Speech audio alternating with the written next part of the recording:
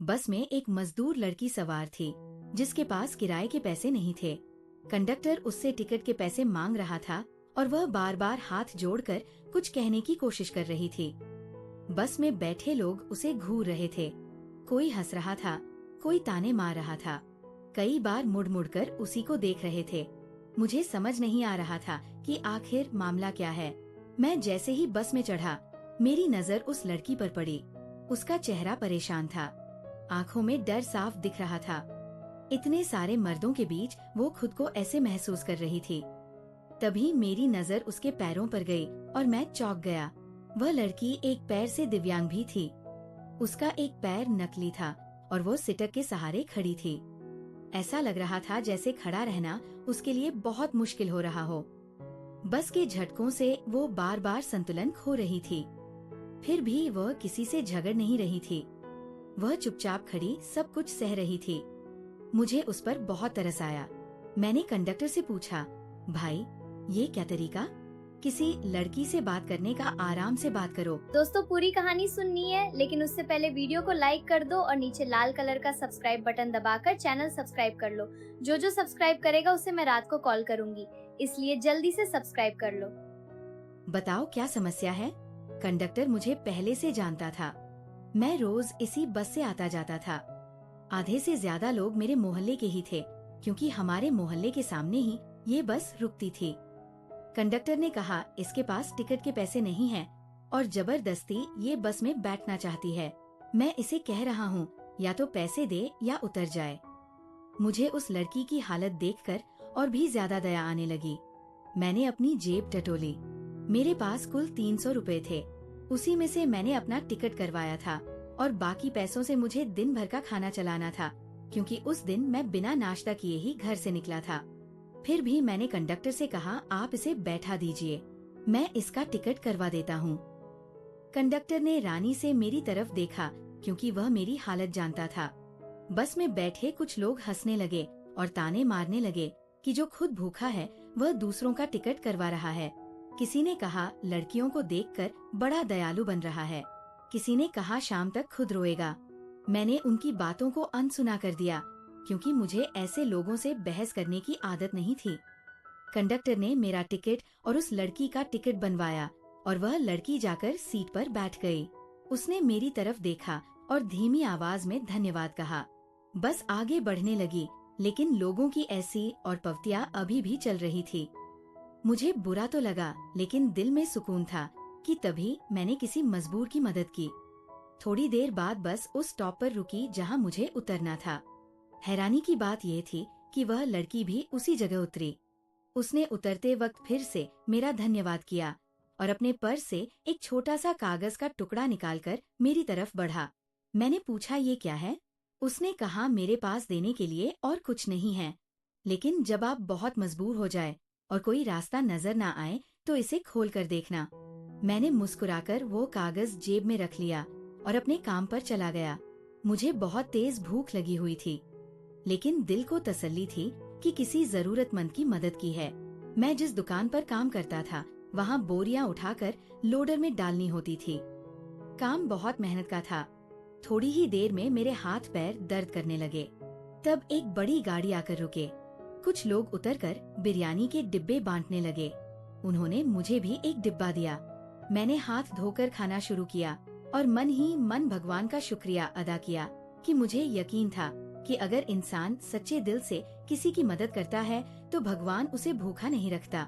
शाम को दिहाड़ी मिली तो मैं रोटी और सब्जी लेकर घर की तरफ चला, क्योंकि घर में मेरी माँ और बहन मेरा इंतजार कर रही थी। हमारा घर कच्चा था, अक्सर बिजली नहीं रहती थी। माँ हाथ के पंखे से हवा कर रही थी, बहन पास बैठी सिलाई कर रही थी। मैंने मन ही मन सोचा कि एक दिन मैं इन्हें हर सुख दूंगा, चाहे हालत कितने भी खराब क्यों ना हो।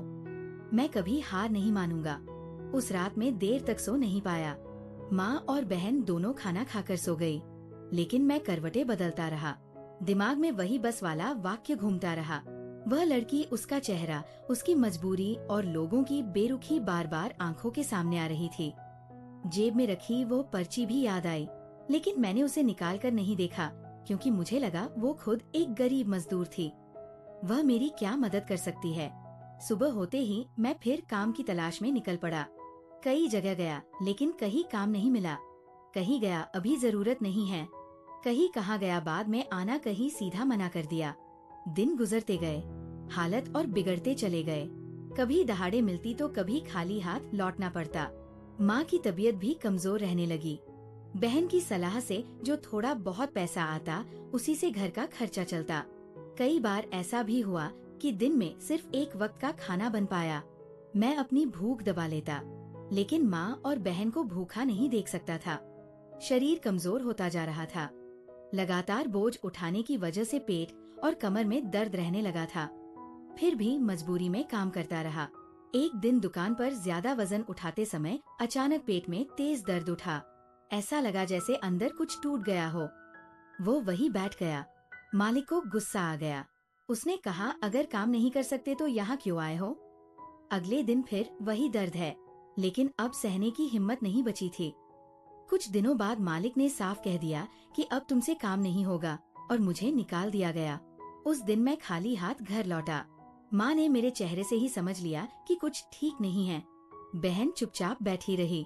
किसी ने कुछ नहीं कहा, लेकिन घर की खामोशी बहुत भारी लग रही थी।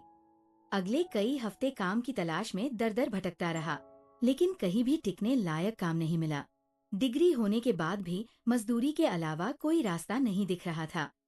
मैं खुद से सवाल करने लगा कि पढ़ाई का क्या फायदा जो पेट भरने के लिए भी संघर्ष करना पड़े। दर्द अब सिर्फ शरीर में नहीं रहा, बल्कि हौसले भी टूटने लगे थे। एक दिन माँ को तेज बुखार हो गया। दवा लेने के पैसे भी नहीं थे। बहन रो रही थी और मैं खुद को बेबस महसूस कर रहा था। पहली बार मेरी आंखों से आंसू निकले। मैंने ऊपर आसमान की तरफ देखा और पूछा कि आखिर मेरी परीक्षा कब खत्म होगी। तीसरे दिन जब हालत बिल्कुल काबू से बाहर हो गई, तो अलमारी का पास बैठा अपनी पुरानी फाइलें देखने लगा। वही फाइल जिसमें मेरी डिग्रियां रखी थी। उसी फाइल को रिटकते समय अचानक एक पीला सा कागज नीचे गिरा। मैंने उसे उठाया तो दिल जोर से धड़कने लगा। वही बस वाली लड़की की दी हुई पर्ची। इतने सालों बाद मुझे उसकी याद आई कि जब बहुत मजबूर हो जाऊं तब इसे खोलना।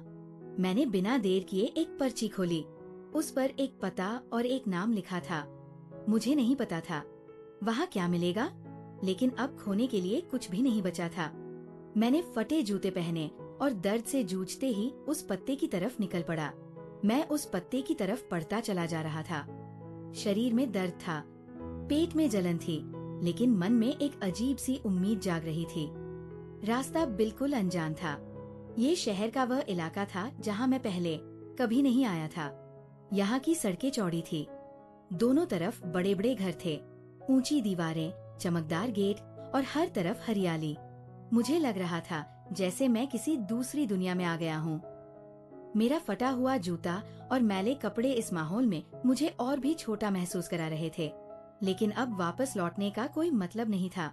कुछ देर चलने के बाद मैं एक बहुत बड़े गेट के सामने पहुंचा। गेट पर लगी तख्ती पर वही पता लिखा था जो पर्ची पर था। मेरा दिल जोर जोर से धड़कने लगा। मैं सोचने लगा, क्या सच में ये यही सही जगह है। मैंने हिम्मत करके घंटी दबाई। थोड़ी देर बाद गेट खुला और एक गार्ड बाहर आया। उसने मुझे ऊपर से नीचे तक देखा। मैंने कांपते हाथों से वह पर्ची उसे दिखाई। गार्ड ने पर्ची देखी, फिर मुझे देखा और बिना कुछ कहे अंदर चलने का इशारा किया। जैसे ही मैं अंदर गया, मेरी आंखें खुली की खुली रह गई। सामने हरा भरा बगीचा था, रंग बिरंगे फूलों की खुशबू हवा में फैली हुई थी। इतना बड़ा बंगला मैंने पहले कभी नहीं देखा था। मुझे एक बड़े से हॉल में बिठाया गया, जहाँ सोफे और झूमर लगे थे। मैं वहाँ बैठा खुद को बहुत अजीब महसूस कर रहा था।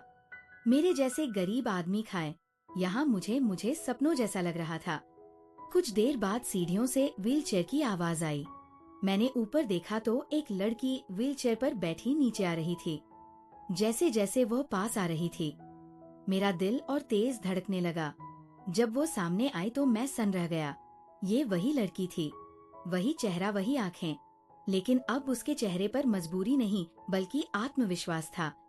उसने मुझे देखते ही हल्की सी मुस्कान दी और कहा, मैं जानती थी तुम एक दिन जरूर आओगी। मैं अपनी जगह से खड़ा हो गया और कुछ बोल नहीं पाया। मेरे गले में जैसे शब्द अटक गए थे। उसने खुद ही कहा, तुम मुझे पहचान गए हो ना? मैं वही हूँ जो उस दिन बस में थी। मेरा नाम ज़ैनब वह है। मैंने हाँ में सिर हिलाया और कहा, लेकिन आप यहाँ हो। और ये सब उसने मुस्कुराते हुए कहा, उस दिन जो तुमने देखा वह मेरे पिता की एक परीक्षा थी। मेरे पिता बहुत बड़े कारोबारी थे, लेकिन वो हमेशा कहते थे कि दौलत से बड़ा इंसान का दिल होता है। वह चाहते थे कि मैं अपनी दिव्यांगता के बावजूद दुनिया को करीब से समझूं, लोगों को व्यवहार देखूं। इसलिए उन्होंने मुझे बिना पैसे के साधारण कपड़ों में बस में भेजा, ताकि मैं देख सकूं कौन इंसानियत दिखाता है और कौन मुंह फेर लेता है। उस दिन बस में सैकड़ों लोग थे, लेकिन सिर्फ तुम ही थे जिसने अपनी गरीबी भूलकर मेरी मदद की। मैंने सिर झुका लिया। मेरी आंखों में आंसू आ गए। ज़ैनब ने आगे कहा, मेरे पिता अब इस दुनिया में नहीं हैं, लेकिन उन्होंने मुझे ये सिखा दिया कि नेक इंसान को पहचानना बहुत जरूरी है। मुझे अपने काम के लिए एक ईमानदार और संवेदनशील इंसान की जरूरत थी। तुम्हारी डिग्री से ज्यादा मुझे तुम्हारा चरित्र पसंद आया। उसने एक कार्ड मेरी तरफ बढ़ाया और कहा, ये मेरी कंपनी का कार्ड है। मैं चाहती हूँ कि तुम हमारे यहाँ मैनेजर के तौर पर काम करो। मेरी आंखों से आंसू बहने लगे। इतने दिनों की तकलीफ जैसे एक पल में हल्की हो गई हो।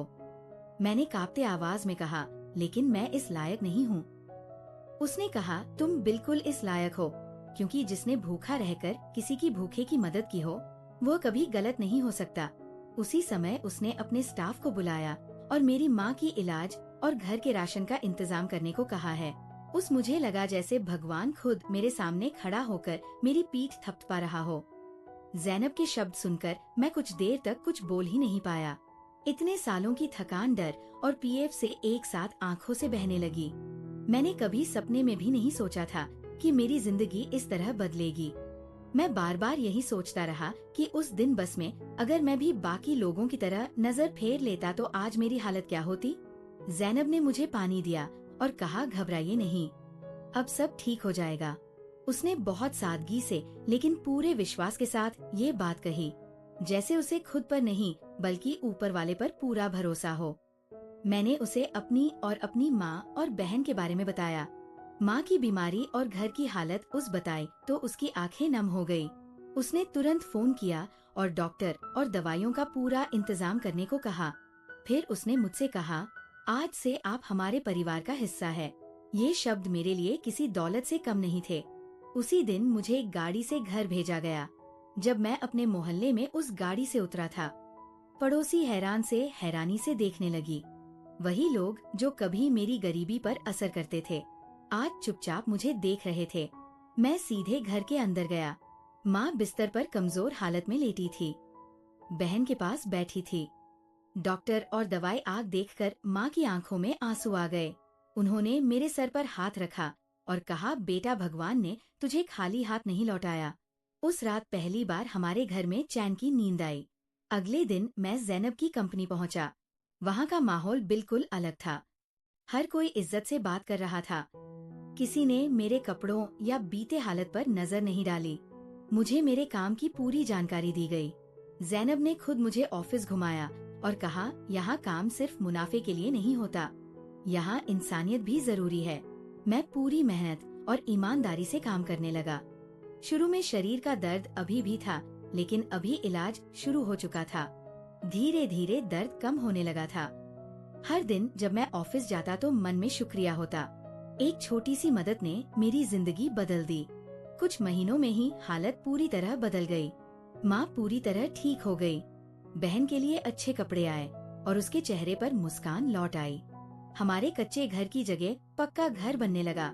मोहल्ले के लोग अब सम्मान से बात करने लगे, लेकिन मेरे दिल में किसी के लिए कोई शिकायत नहीं थी, क्योंकि मैंने गरीबी में भी सब्र करना सीखा था। एक दिन ज़ैनब ने मुझे अपने ऑफिस बुलाया और कहा, तुमने साबित कर दिया कि मेरे पिता का फैसला सही था। तुम जैसे लोग ही समाज को बेहतर बनाते हैं। मैंने सिर झुका लिया और कहा, ये सब ऊपर वाले की मेहरबानी है, मैं तो बस एक जरिया हूँ। उस दिन ऑफिस से निकलते वक्त मैंने आसमान की तरफ देखा और दिल ही दिल में शुक्र अदा किया। मुझे लगा जैसे जिंदगी ने मुझे फिर से जन्म दिया हो। समय तेजी से गुजरने लगा। मैं पूरी ईमानदारी से अपना काम करता रहा। जैनब ने कभी मुझे मालिक और नौकर जैसा महसूस नहीं होने दिया, बल्कि हर फैसले में मेरी राय ली जाती थी। मैं भी पूरी जिम्मेदारी से काम संभालने लगा। कंपनी में काम करने वाले लोग अब मुझे इज्जत की नजर से देखते थे, क्योंकि उन्हें पता था कि मैं सिर्फ पद से ही नहीं बल्कि अपने व्यवहार से वहां पहुंचा हूं। कुछ ही समय में कंपनी का काम और बेहतर होने लगा। नए लोग जुड़े, पुराने कर्मचारियों की हालत भी सुधरने लगी। माँ पूरी तरह स्वस्थ हो चुकी थी। बहन की सलाह के काम को भी बढ़ावा मिला और उसके हुनर की तारीफ होने लगी। हमारे घर में अपनी अमित खाना बनने लगा और सबसे बड़ी बात, घर में सुकून लौट आया। एक दिन मैं उसी बस स्टॉप पर खड़ा था जहां सालों पहले वो घटना हुई थी। वही बस, वही कंडक्टर और कुछ जाने पहचाने चेहरे भी दिखे। कंडक्टर ने मुझे पहचाना और मुस्कुराते हुए कहा, आजकल बड़े आदमी हो गए हो। मैंने मुस्कुराकर जवाब दिया, इंसान वही है, बस हालत बदल गए हैं। मैंने उस दिन बस में बैठे लोगों को याद किया जो हंस रहे थे, लेकिन मेरे मन में उनके लिए कोई कड़वाहट नहीं, क्योंकि अगर उस दिन वे ना हंसते तो शायद मेरी नेकी इतनी मजबूत ना होती। आज मैं पीछे मुड़कर देखता हूँ तो समझ आता है कि जिंदगी हमें हर मोड़ पर रखती है। छोटी सी मदद कभी कभी बहुत बड़ा रास्ता खोल देती है। मैंने उस दिन सिर्फ एक टिकट नहीं करवाया था, बल्कि अपने भविष्य का दरवाजा खोल दिया था। अगर इंसान सच्चे दिल से किसी मजबूर की मदद करता है तो ऊपर वाला उसे ऐसे रास्ते से रोजी देता है जिसकी उसने कभी कल्पना भी नहीं की होती। इसलिए कभी किसी को छोटा मत समझो और कभी मदद करने से पीछे मत हटो। हो सकता है वही यह काम आपकी पूरी जिंदगी बदल दे। दोस्तों, अगर आपको ये कहानी अच्छी लगी हो तो इसे लाइक करें और चैनल को सब्सक्राइब जरूर करें, ताकि ऐसी ही सच्ची और प्रेरणादायक कहानियाँ आप तक पहुँचती रहे। कल फिर मिलते हैं किसी एक और नई कहानी में। धन्यवाद।